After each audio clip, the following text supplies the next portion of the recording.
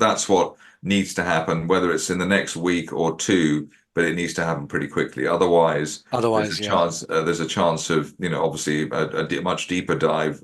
Yeah. So Mm. this is make or break here. All right, guys, hello and welcome. So if you are one of the people who follow the chart of Tesla, you're in great luck because in this particular video, I have my good friend and analyst, Zach Meir, and we're going to cover the chart of Tesla. What does he think about the Tesla chart? Is it possible that Tesla has topped, or do we have more upside on Tesla stock? What does he think? All right, guys, join us.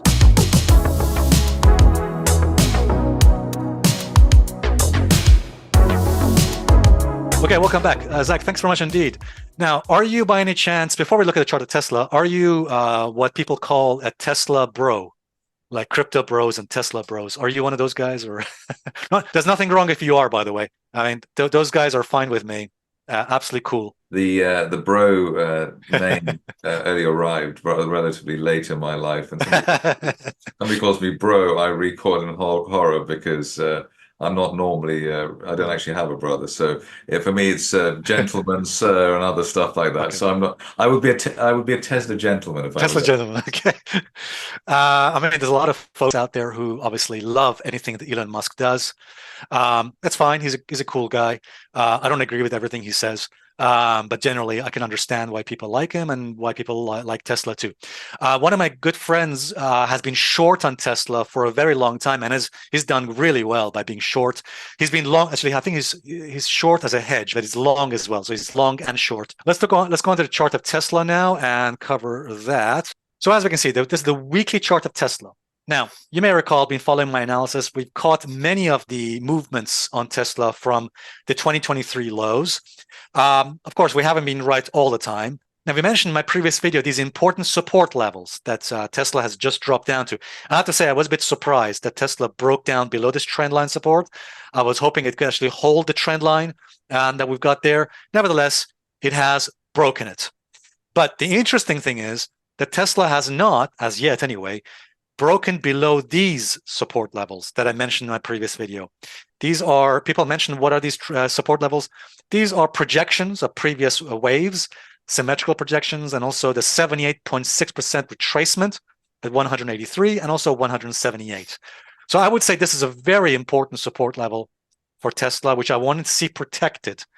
As I mentioned in my previous video on Tesla, if Tesla were to make a sustained move below these levels, especially below 170, I don't think I can maintain a long-term bullish view for Tesla. If we fall, in my view, if we fall below 170 and close below 170, and especially if we then take out these lows of summer, I beg your pardon, spring, April last year, more or less. So I think if we take out these lows as well, near 165, I'm not saying it's going to happen, but if we were to fall below that as well, then I think Tesla would be done and would have topped with a high probability.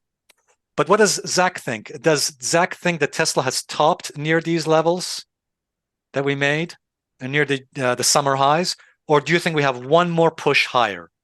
So I'm going to ask Zach what he thinks, because there is one way. Zach, if you don't mind, there are two potential wave counts here, in my view, and you can also bring your view on this as well.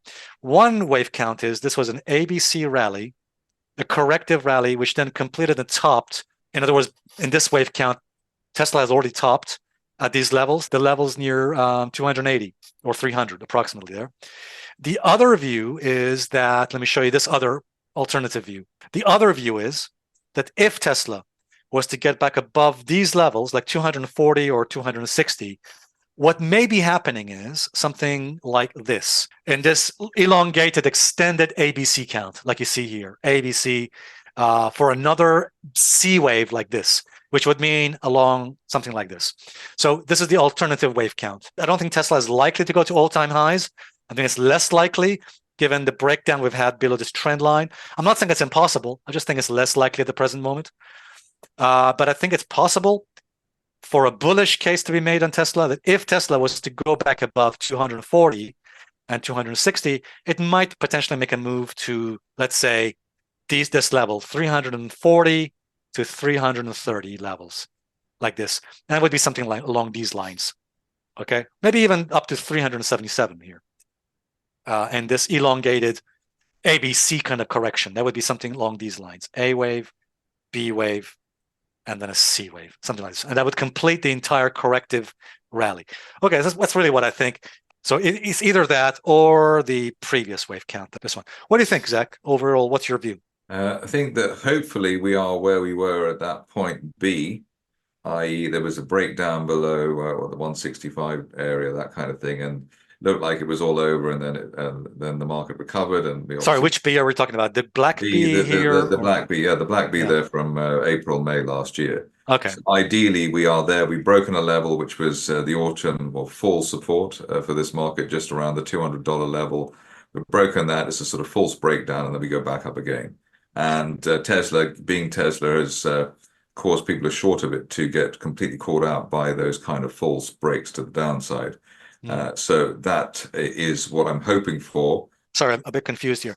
Could you explain what you mean by this? You're hoping for what I'm exactly? saying that the current breakdown below $200 is equivalent to the breakdown that we had back in the spring of last year, below Oh, I see. Okay. $155.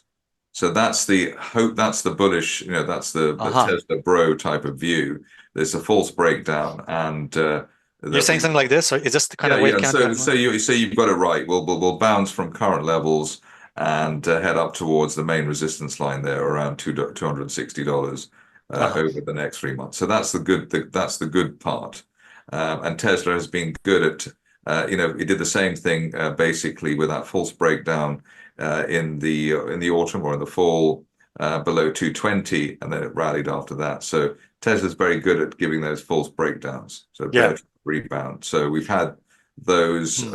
over the last 2 years. In fact, we've had all the lows have been off bear trap rebounds. Which resistance? I mean, I know you look at key levels, but which resistance would have to break for you to give you the green light that we're bottomed?